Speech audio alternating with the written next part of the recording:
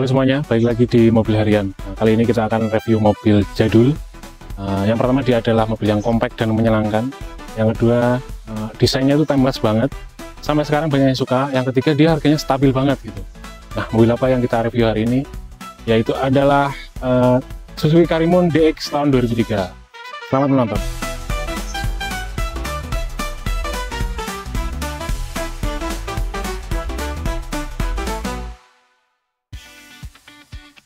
Oke, teman-teman, selainnya Karimun kotak atau Kargo ya, semua orang udah pada ngerti, hampir semua orang udah pada ngerti, tapi kita review Karimun kotak yang satu ini. Kita dari depan dulu seperti biasa.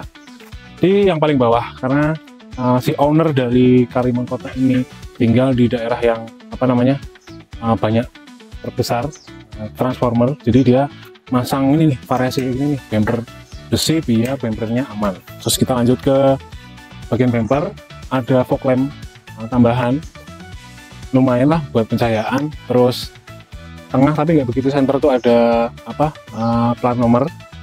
Naik ke atas ada grill logo Suzuki, nggak ada yang diubah sama sekali. Sama lampunya selayaknya mobil zaman dulu, dia masih pakai multi reflektor, jadi bohlam ya gitu. Nah, ada yang unik juga sih dari mobil ini, dia ditempelin kayak stiker karbon gini. Nah, itu kayaknya ngelindungin dari kapnya, mungkin ada apa gitu ya, ada lecet atau ada apa gitu. Kita naik ke bagian kap mesin, kita buka kap mesinnya nanti aja ya. Kita dari tengah dulu nih, ada semprotan air. Sebenarnya dia ada dua cabang, cuman dia jumlahnya cuma satu, jadi ke kiri sama kanan gitu, simetris. Nah, terus di sini ada ventilasi untuk air jatuh, terus wiper kaca yang jumlahnya udah ada dua. Nah, sisanya semuanya standar gitu ya. Terus apalagi nih, nah kita lanjut ke bagian samping. Desain samping itu masih pakai wheels dari atau velg dari bawaannya Suzuki dengan logonya yang masih komplit. Terus dia pakai bannya GT Radial Campiro BXT Pro. Ini ban kenceng, ban keras. Dia pakai profil 165/65 R13. Jadi emang masih bawaannya dulu tuh ring 13. Depan udah cakram, belakang masih drum ya. Tuh, cuman oke lah untuk spek kota-kota. Kita geser ke belakang. Ini repeaternya juga udah jamuran, bener-bener buat harian ya. Terus apalagi nih, ya yang unik dari Karimun tuh crossbarnya teman-teman. Jadi crossbarnya ini tuh yang memudahkan, karena dia kan mobilnya kecil ya, compact kecil, bagasinya juga nggak begitu seberapa. Cuman dia ada crossbar bawaan yang misalkan kita pasang tule atau apa gitu, biar lebih enak, biar lebih banyak angkut barang. Tapi kita lanjut ke bawah dulu. Ini ada talang airnya Karimun, kayaknya ini ori ya. Terus udah ada bawah-bawahnya juga nih, bagus jadulnya Karimun ke bawah.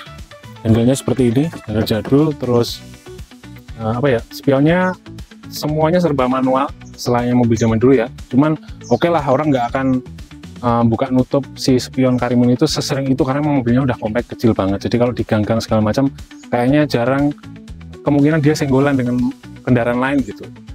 Kita lanjut ke bawah yuk. Kita ke bawah itu ada kayak semacam molding tambahan gitu ya. Sebenarnya dari depan, dari bumper depan ke set skirtnya sampai ke belakang sini.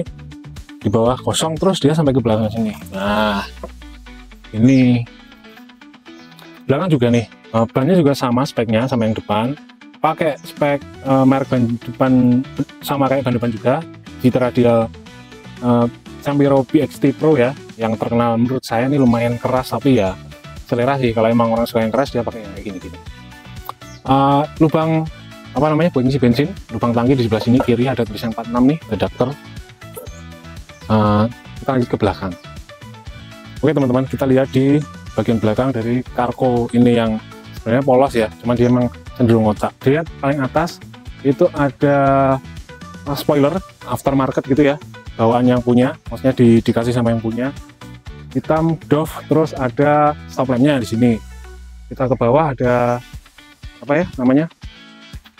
handle pintu, dia kayaknya finishing chrome yang udah retak-retak gini. Terus di sebelah kiri ada emblem Suzuki dicat warna merah.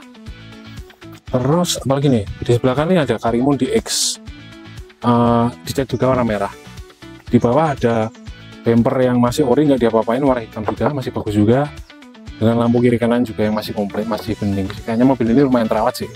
Kita lihat bagian bagasi ya teman-teman. Kita buka dulu. Oke. Nah, luas ya. Jadi segini bagasinya Karimun kotak yang zaman dahulu.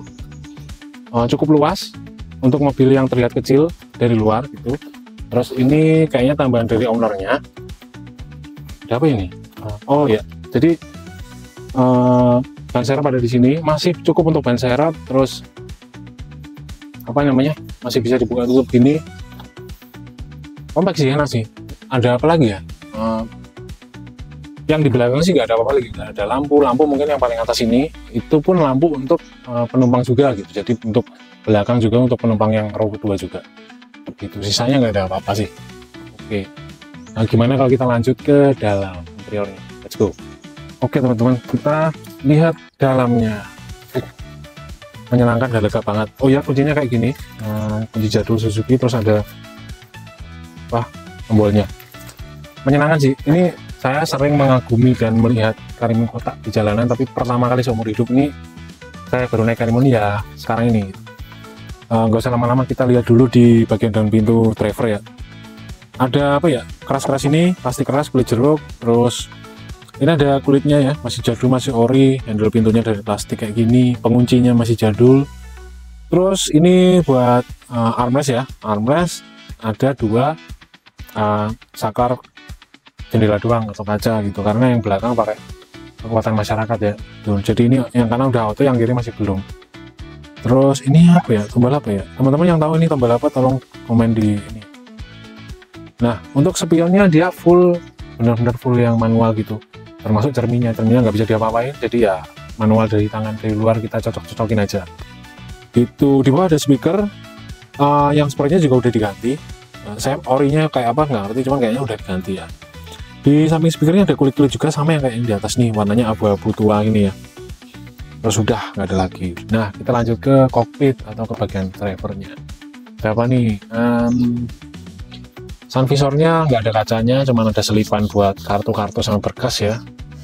Terus dashboardnya kayak gini, masih ori juga, sewarna sama bagian door trim. Terus tapi bedanya adalah di bagian spion nih, speedometer teman-teman, dia langsung hitam kayak kulit jeruk ini. Di sebelah kanan ada pengaturan AC-nya, terus ada dummy tombol yang mungkin kalau di luar negeri di Jepang fiturnya full ya, komplit gitu. Terus karena ownernya nambahin fog lamp, jadi di sini ada saklar baru, jadi dibuat serapi mungkin. Terus ada tombolnya saklar nih, kayak tombol lampu di rumah. Oke lah. Ini saya lupa ya untuk apa. Terus di sini untuk buka mesin ini. Terus nah di bawahnya lagi, di bawah setir ini, ada storage lagi nih. Jadi kalau misalnya kita naruh HP misalkan kayak bisa apa gitu, terus kita taruh sini, ini kayaknya masih oke lah untuk HP zaman sekarang.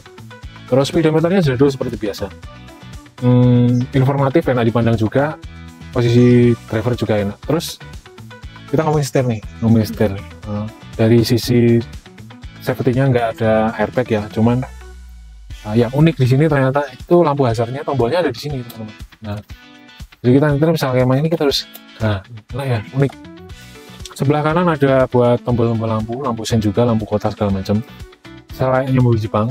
Sebelah kiri ada buat wiper, cerutan komplit.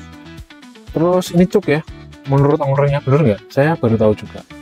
Terus tidak ada pengaturan tilt sama teleskopik, ada nggak? Saya cari sepertinya nggak ada, jadi fix gitu. Jadi emang bejo-bejan kalau misalkan kita duduk udah nyaman, tinggal maju mundurin, naik turunin joknya itu oke. Kalau nggak nyaman ya susah untuk kita ini lagi. Oke, kita lanjut ke dashboard bagian tengah. Di sini ada lampu, kayaknya udah diganti juga, on off sama jendela, pintu nyala ya. Spionnya masih ori, ada parfum kesenangan banyak orang juga. Ada kisi AC 2 yang udah diganjel, kayaknya juga udah ngantuk juga nih, gampang turun. Terus pengaturan AC teman-teman komplit zaman dulu, ini udah dari dingin ke panas ya, walaupun masih manual ya. Off 1 2 3, terus ini ada eco, ada AC, biasanya pilih yang, terus ada yang ini, ada yang keluar, ada pemilihannya juga komplit. Oke lah, menurut saya udah sangat cukup. Terus head unitnya single din, ini saya nggak tahu juga, kayaknya juga udah diganti single din zaman dulu juga. Bahkan single din bawahnya juga masih bisa buat naruh barang kayak gitu. Terus karena mobil ini mobil lama, ada kayak buat apa tuh, tegesannya rokok teman-teman, tegesannya rokok. Terus ini buat nyumet, nyumet, buat menyalakan. Nah ini ada api nih, Genzi tahu nggak? Nah, nih. Kita lanjut ke bawah, ada cup holder yang lucu banget di bawah nih. Tes ini. Cuma nggak tahu jatuh nggak ya kalau diri mendadak. Tapi penempatannya sih lumayan lucu sih. Mundur ke sini ada apa namanya, shift knob-nya panjang gini ya, lucu ya, karena dia manualnya. Terus ada lagi nih sebenarnya tempat yang kecil banget kayak gini. Ada handle model tarik seperti biasa. Nah di sini tuh kan nggak ada, kita kan nggak tahu nih cara buka tangki, ternyata ada di bawah sini yang kelihatan. Nanti kita tampilin secara khusus ya teman-teman. Nah di sini nih. Oke, terus kita lanjut ke area penumpang. Nah ini ada boneka-bonekanya ownernya. Di penumpang ini di sini aja udah ada ini nih, ada storage buat naruh apa-apa. Ini udah enak banget, posisinya enak, luasnya cukup gitu ya. Ada AC, terus ya belum sofa kuning tapi ya udah cukup lah, storage-nya udah cukup. Di sun visornya juga nggak ada kaca, nggak ada lampu juga, minimalis banget gitu. Terus si joknya ini sebenarnya jok fabric bawaannya itu ada, cuman masih bagus, cuman sama ownernya tuh dilapisin nih, di cover, mungkin biar awet ya, atau karena memang ownernya juga punya 2 anak, jadi mungkin sedikit lebih susah untuk membersihkan kalau misalkan dia pakai fabric, jadi diputuskan untuk dikasih kayak gini. Joknya sendiri juga udah, menurut saya sih lebih dari cukup ya, nyaman. Terus ada headrestnya terpisah kayak gini, ini udah oke lah, udah enak. Nah saya penasaran sama row kedua, senyaman yang depan nggak nih? Nah, kita lihat, kita let's go ke belakang. Oke teman-teman, kita lanjut ke belakang. Sensasinya adalah ini posisi saya nyetir tadi ya sempit sih, mepet, cuman ya nggak bisa banget lah. Kita ngomongin door trim dulu. Door trimnya ini bahasa desainnya sama kayak yang depan deh, sama persis, cuman bedanya dia ada pegangannya gini, bukan armrest ya. Terus buat ininya kacanya pakai kekuatan masyarakat ya, cuman masih halus banget ya, masih enteng banget. Buat turunin masih naikin masih halus banget. Nah kayak gitu, nggak ada wadah-wadah apa-apa sama sekali, flat lurus ke bawah, cuman dia ada variasi kulitnya. Nah karena dia joknya cover, dia mungkin ownernya ngasih request ada tempat buat kayak gini. Anyway, terus kita lanjut ke yang menarik menurut saya ini ada nih, sebelah sini nih. Jadi ini kabarnya bawaan, jadi bawaannya si Karimo itu semua pakai kayak gini. Nah pegangannya ini ya, panjang gitu kayak mobil modifan gitu ya. Terus kita ngomongin joknya kombinasinya 60-40, jadi kalau dilipat ya bisa jadi ini aja, bisa jadi 2 lipatan gitu ya.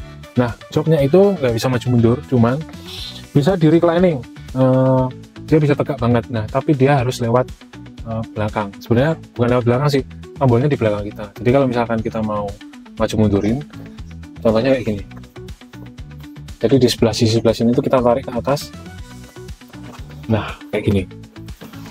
Nah dia bisa sampai rebah teman-teman, serba apa, kita coba.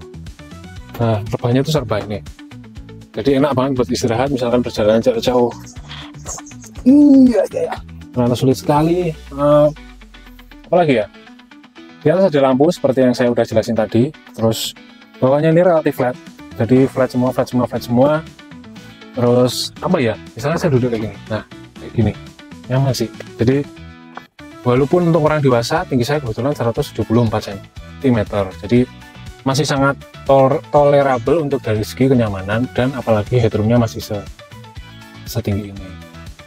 Kurang lebih gitu ya teman-teman, dari sisi feel kita dari row 1 sama row 2 gitu. Adapun kekurangannya menurut saya itu cuman kalau tingginya 170 cm lebih, kita mau masuk ini agak ada PR, kayak mau ketatap kejedot ini gitu aja sih. Selebihnya nggak ada apa-apa, ini mobil cakep banget. Kita lanjut aja tes jalan ya teman-teman, let's go. Oke, semuanya sebelum kita tes jalan, kita lihat mesinnya dulu karena ketinggalan. Jadi kita lihat ada apa, apakah sudah dimodif, apakah kayak apa. Kapnya kecil banget, lucu ya, cara nyantolinnya kayak gini.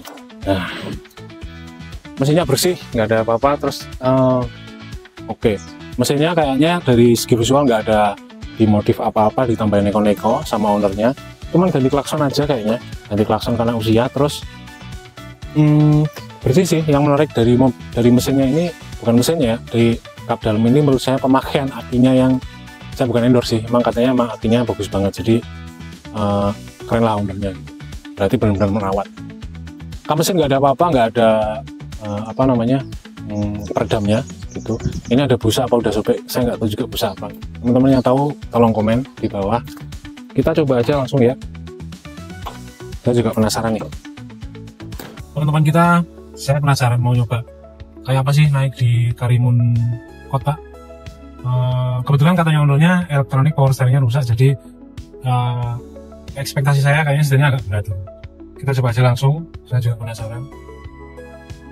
Tapi first impression dari Karimun Kota ini visibilitas yang sangat luar biasa. Ini keren banget nih visibilitasnya nih. Karena saya biasanya nyetir mobil yang lumayan lebih gede daripada ini, jadi awareness saya tuh jadi menghindari pakai mobil ini tuh awareness saya lebih waspada gitu. Padahal mobil itu nyampe gitu. Ada 1000 cc ya, lumayan kecil juga, jadi tenaganya ngisi di bawah-bawah. Gigi 1 gigi 2 enak banget. Nah, kita harus hati buat beloknya karena ini setirnya memang keras nih. Tuh AC masih dingin ya, tapi nggak begitu dingin ya, mungkin butuh diservis juga. Terus apa sih, apa lagi ya, yang lagi sih saya lihat mobil ini tuh dari luar udah nyaman, ketika nyetir oh ya lapang, jadi longgar, lapang, nggak apa ya, nggak dari luar lah, nggak kayak dari luar lah ya, sempit. Terus kacanya itu beneran kotak gitu, kita melihat instrumen segala macam itu semuanya serba kotak, terus luar dalam juga kotak gitu ya. Enak. Memang ini butuh servis ya, butuh maksudnya ini mobil memang bukan pada primanya gitu ya, bukan pada kondisi terbaiknya. Jadi yang saya ambil hanyalah mungkin yang pasti-pasti kayak visibilitas, kayak akselerasi yang buat harian gini aja lah ya. Kalau kayak setir gitu-gitu kayaknya enggak ini deh. Saya belum bisa menyimpulkan. Kebetulan karena owner ini udah pakai selama 6 tahun ceritanya, buat antar jemput keperluan istri sama anak-anaknya. Dan katanya masih cukup gitu, karena dua mungkin masih kecil-kecil seumuran SD gitu ya, masih cukup. Enak sih, mau saya kalau ada ya, cuman karena apa ya, kayak misalkan belakangnya kita pakai jendela yang masih pakai power, jadi kita nggak bisa full kontrol dari depan. Itu termasuk driving experience juga. Begitulah review Karimun Kota DX tahun 2003 dari kami. Gimana sih kalau buat harian Karimun Kota? Menurut saya ya, dari pajak yang cuman sekarang tinggal 1 jutaan, bensinnya irit, pakai ron bawah, ron rendah bisa, compact fungsional gitu ya. Terus apalagi karena compact fungsional dan dalamannya lega, kayaknya mobil ini menurut saya sangat layak untuk dijadikan mobil harian atau mobil modif culture-culturean gitu ya. Skena-skena juga masih masuk. Mungkin ada pun kekurangan karena dia mobil lama, masalah teknologi, masalah apa namanya, fitur-fitur kelengkapan safety ya, safety security-nya yang agak-agak kurang, tapi masih bisa dimaklumi gitu ya. 1000 cc dibilang kenceng banget enggak, pelan banget juga enggak. Jadi gimana menurut teman-teman atau pencinta Karimun Kota semuanya, boleh di apa namanya, di komen. Masalah harga juga kira-kira di angka, saya lihat sih masih di angka 30-50 juta tergantung kondisi. Jadi masih oke lah, masih masuk lah gitu ya, kurang lebih kayak gitu. Oke teman-teman semuanya, selesai sudah review kami untuk Karimun Kota DX tahun 2003. Sampai berjumpa di review-review kami selanjutnya. Terima kasih banyak.